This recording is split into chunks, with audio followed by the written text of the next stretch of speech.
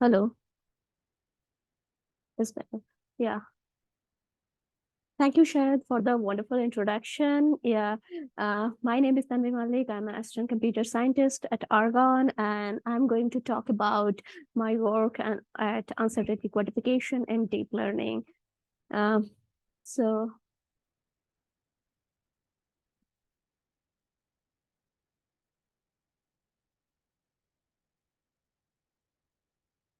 on, it's on.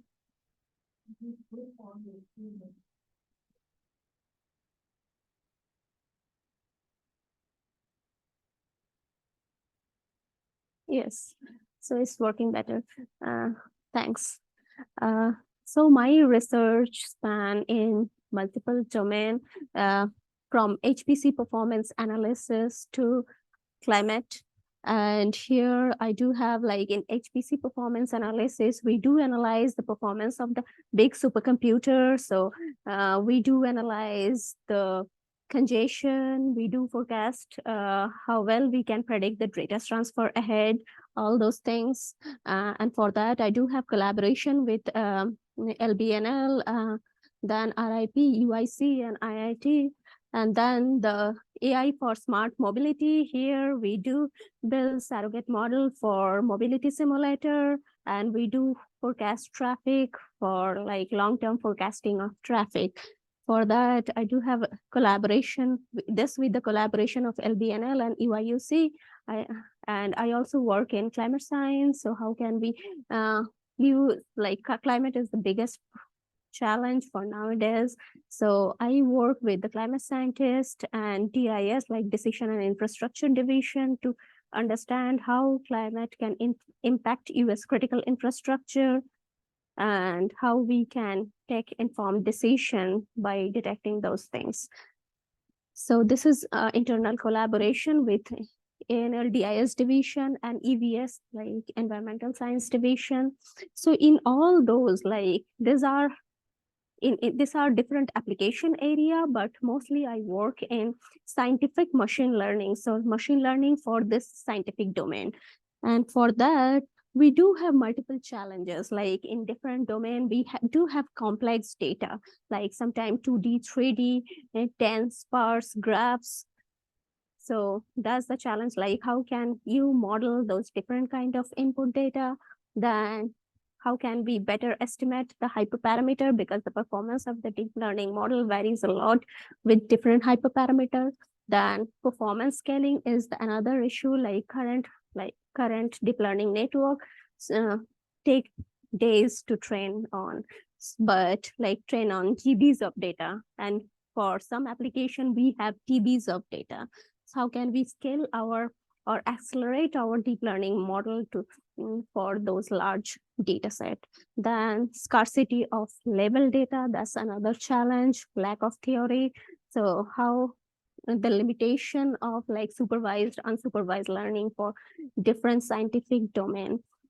And most importantly, the interpretability. Many of the deep learning model are like black box in nature. So how can we make that more interpretable? What the model is predicting, how can we incorporate like domain or scientific knowledge in our deep learning model to make it more uh, realistic? And then the robustness and uncertainty quantification. So when deep learning model is estimating something, so whether it's like doing a good estimation or is guessing at random, so we need to estimate the uncertainty associated with it. We need to estimate the error bars with each of this prediction. So that make the learning model more robust, more reliable, and we can deploy this kind of model in real scenario. So today I'm going to talk about mostly for uncertainty quantification. So what's uncertainty? So I said, like, most of the deep learning model are black box in nature. So we don't know whether the model is making sensible prediction or is guessing at random. So that's why DL models, like deep learning model, often criticize lack of robustness and then interpretability in general. So estimating that error bars is really important to rely on those deep learning models for specifically for scientific analysis. So here is an example. So sometimes machine learning or deep learning model do overconfident mistakes. So here, this left side image, the model with 83% accuracy, the classifier classified this as a typewriter keyboard, which is terribly wrong. And in the right side image is like it classified as stone wall, and that's the accuracy is 87%. So model often do this kind of mistakes, and then not all mistakes are equal.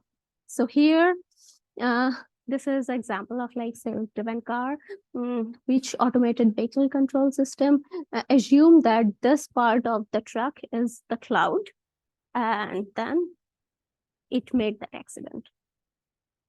But some mistakes are really expensive. Here is an example, like here the doctor is saying that don't worry, the success rate is 95%. But the patient is saying, what if I'm belong in this 5%? So the quantifying uncertainty for the aggregated performance is not always enough. We need to understand like the error bar for individual predictions.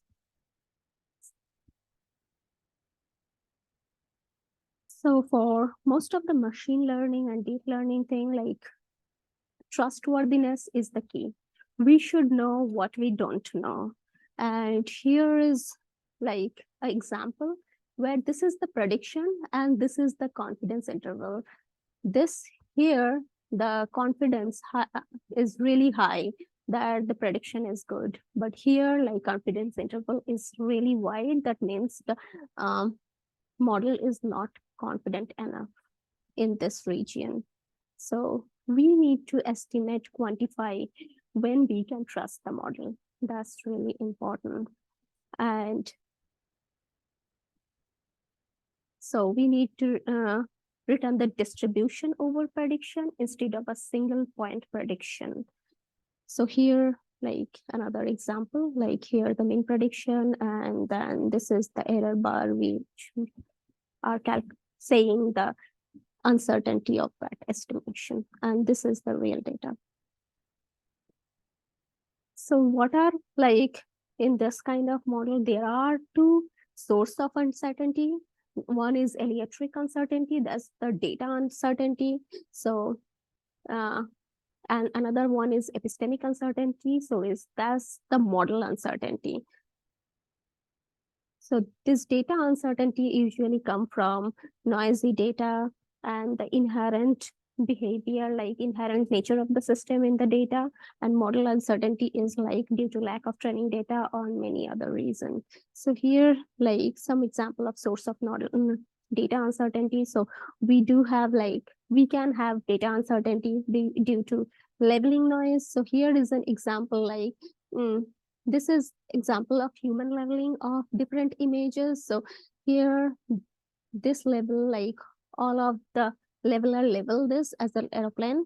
And here also it's like cat, pretty confident level. But here, see, like for this one, the level varied across different leveler.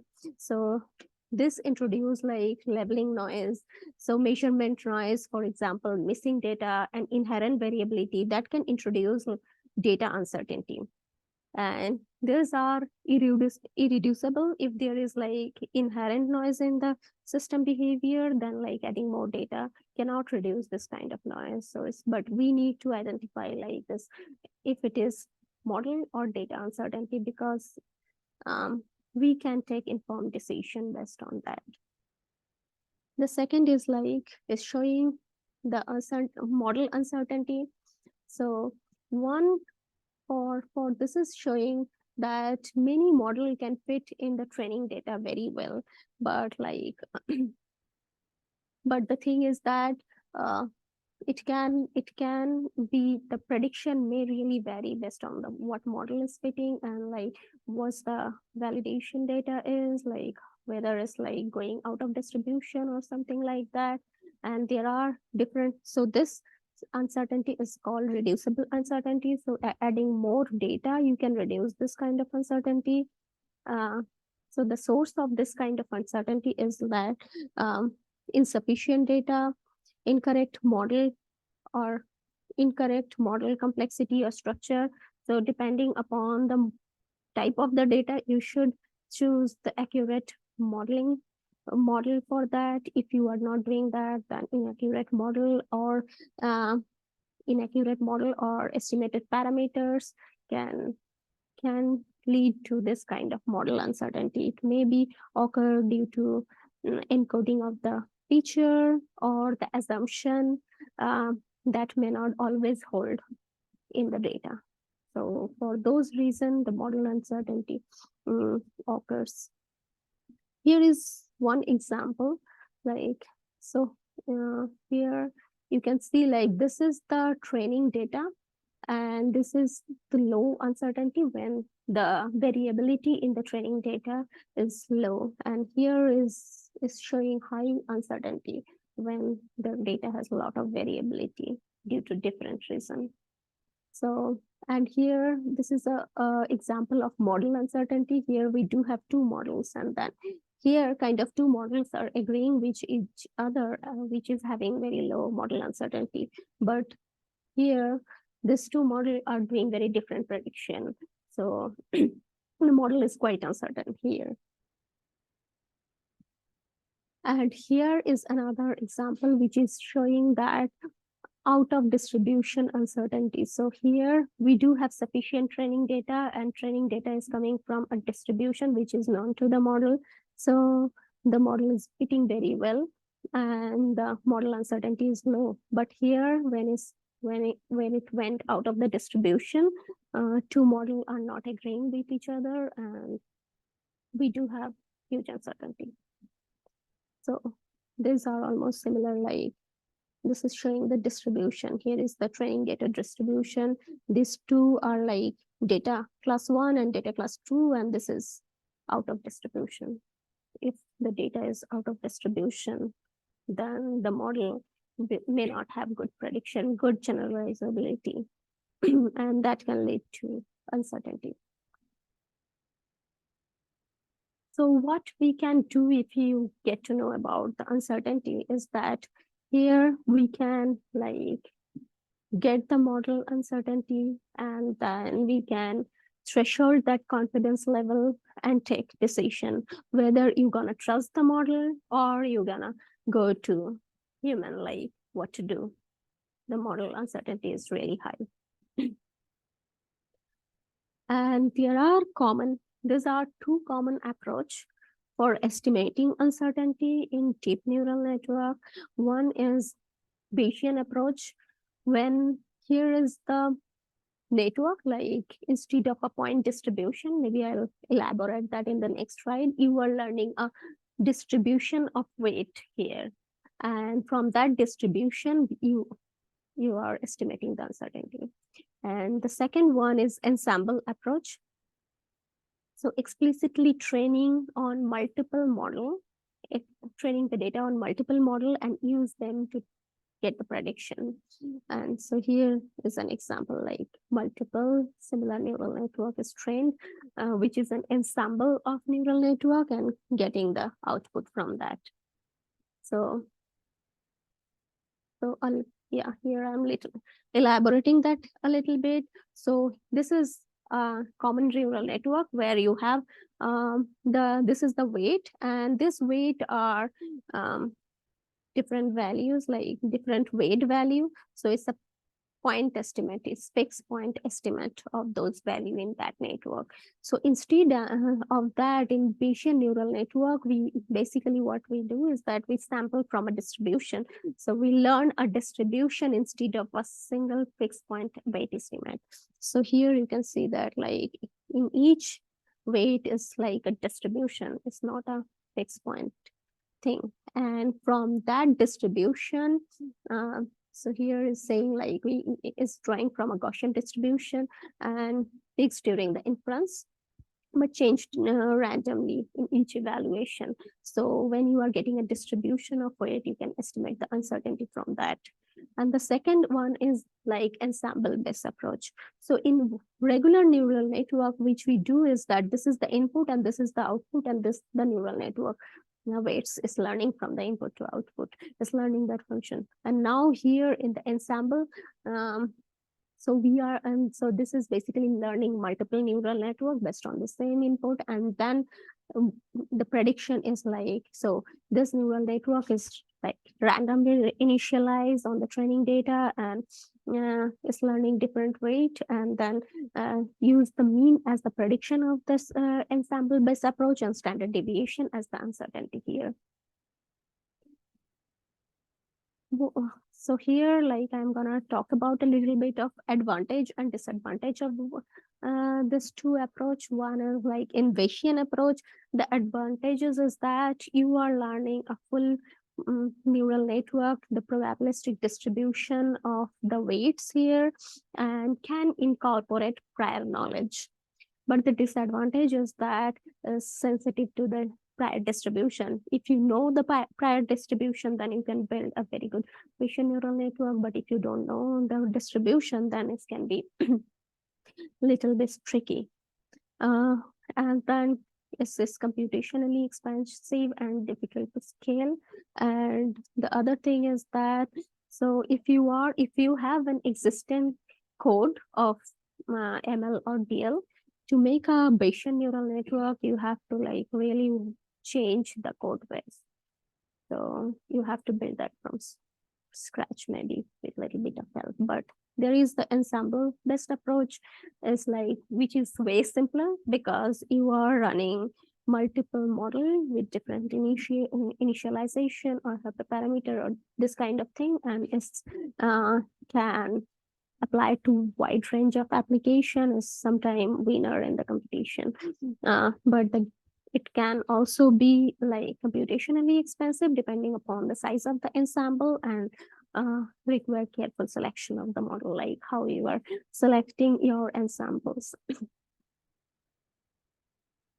So there is a work like which is very known in deep learning community. It's called deep ensemble. So this is an ensemble of deep neural network. So this paper has been published in NeurIPS, and which was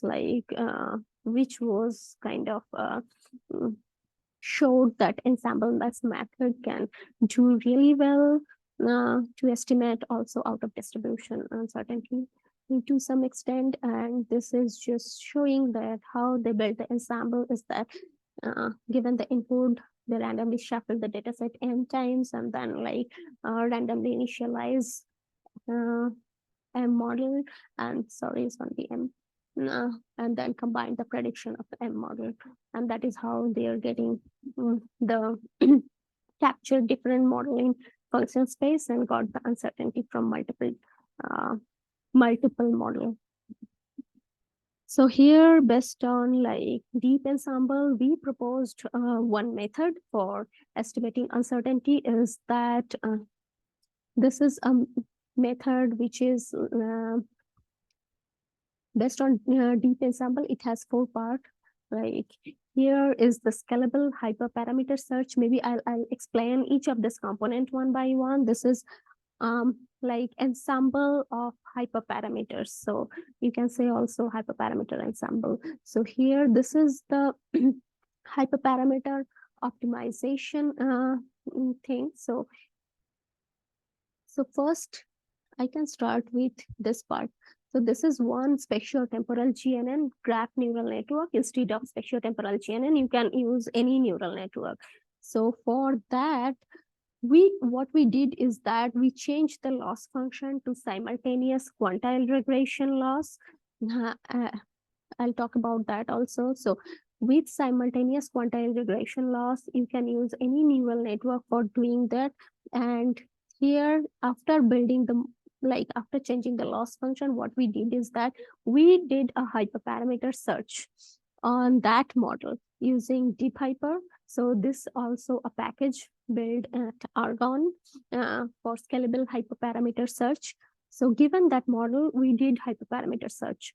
And after getting the hyperparameter values, like we select the topmost hyperparameter, top 10% hyperparameter. So those are the most effective hyperparameters. And given that, we fit a Gaussian coupler generative model, and that model basically learn the distribution, and so the distribution of different hyperparameter with the objective function. So we do have multiple hyperparameter for this model, and we do have like objective function evaluated on the validation set, and in the Gaussian coupler model basically learn that relationship. Given that relationship is we sample from that distribution multiple hyperparameters and build an ensemble of those models. And after building the ensemble from the validation loss, we select the model which are performing good.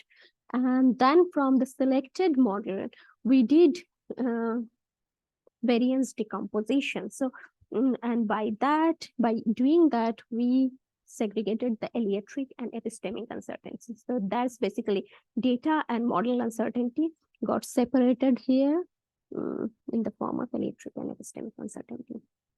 So maybe I can go through each of this part, and then I'll be talking about on an application, like where we showed that this method can perform really well, estimate the uncertainty really well. So here in the, so I used for spatiotemporal GNN, as I said here earlier, and I use that because in many scientific applications, like I showed earlier, the data is spatiotemporal in nature. So we do have spatial connectivity as well as temporal data. So you can imagine like traffic in the highway and scientific wide area network, weather data, power grid data. So in all those things, like, for example, if I take the example of traffic, so on a location, for example, in any intersection, the traffic at any intersection does not depend only the traffic at that intersection. It depends upon the traffic in the nearby highway, also in the roads. So because if we are observing any traffic jam here, it will diffuse over the network in next few minutes. So one location, traffic in one location is mainly depend on that location as well as the nearby location traffic condition. So it's going to influence that. So we do have that spatial connectivity as well as the time series data. So, and for this kind of data, we did like graph neural network, where you can imagine like these are the nodes representing different location in the traffic or in different location in the weather, and the connectivity between those are basically driving distance from here to here, how many kilometers or mile you have to drive from go to here. Based on that, we assign the weight, and that is how we build the graph and the adjacency matrix, which is a weighted directed adjacency matrix. So, and the neural network which we use is that we call graph convolution neural network. So this is a spatiotemporal neural network. So input here is a graph and the time series data. And then given that this layers usually learn this, does the graph convolution and encode this knowledge from the input data and pass it to the decoder. Decoder actually predict for next timestamp, like not for one time step, maybe 1 hour ahead, maybe 24-hour ahead traffic forecasting. You can do that using this kind of network. So given that spatiotemporal network, we changed the loss function to quantile regression loss. So basically this estimate the median and other quantile of the dependent variable given the independent variable. So here is the example, like given the data, we estimate all those quantiles, and that has been done using pinball loss function. So for a given quantile Q, the loss function is like that. So if it's showing like if the quantile like Q is very high, for example, 95% quantile, then it's gonna penalize if the model is estimating lower than that quantile. So as it is trying to capture the upper quantile, any estimation below that quantile will be heavily penalized, whereas the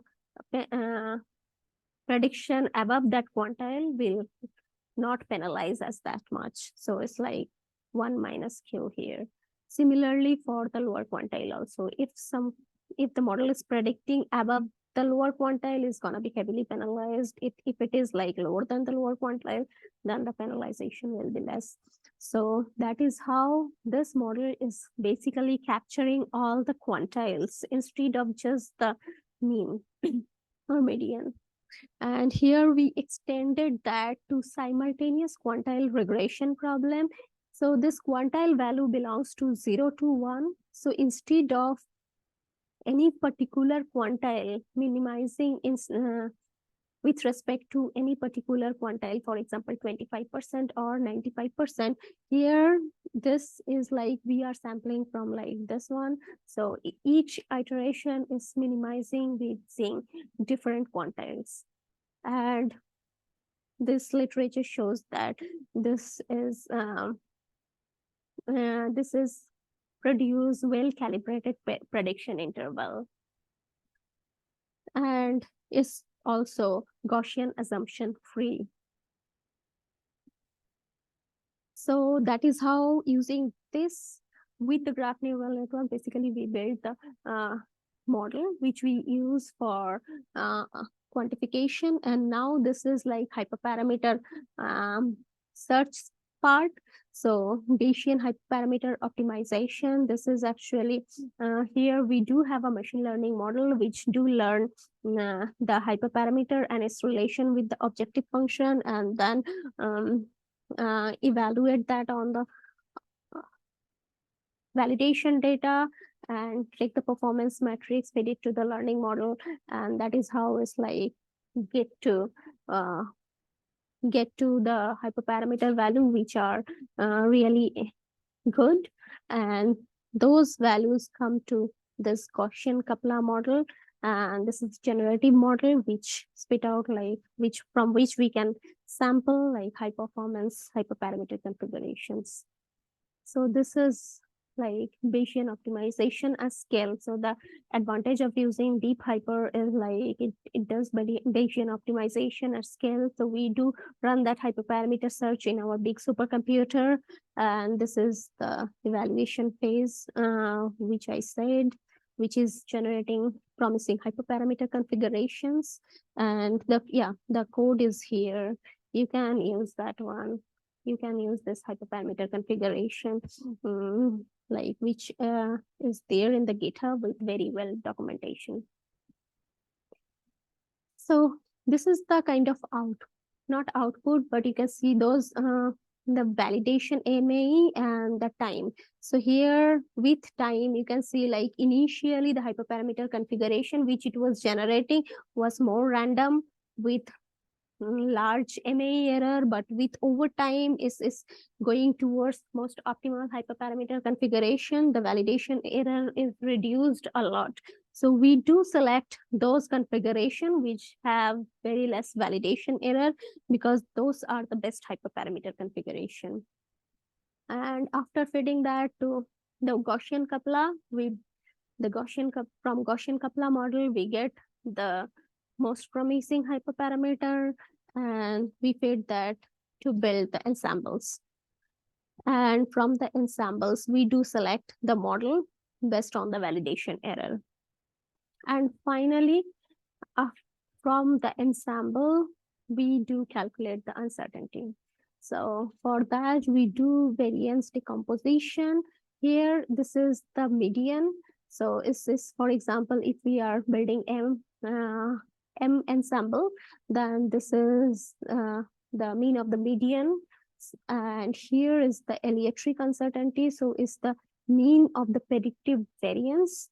So this is the upper quantile, this is the lower quantile, and here we are calculating the mean of the predictive variance. So how much variation is there in the data, and mean of that is basically the aleatoric uncertainty, and here is the epistemic uncertainty or model uncertainty, that is the variance of mean. So here is the this is the mean we calculated here, and this is the mean of each of this model, and we are taking the variance of this mean. That is how we calculate the predictive uncertainty, no, epistemic uncertainty.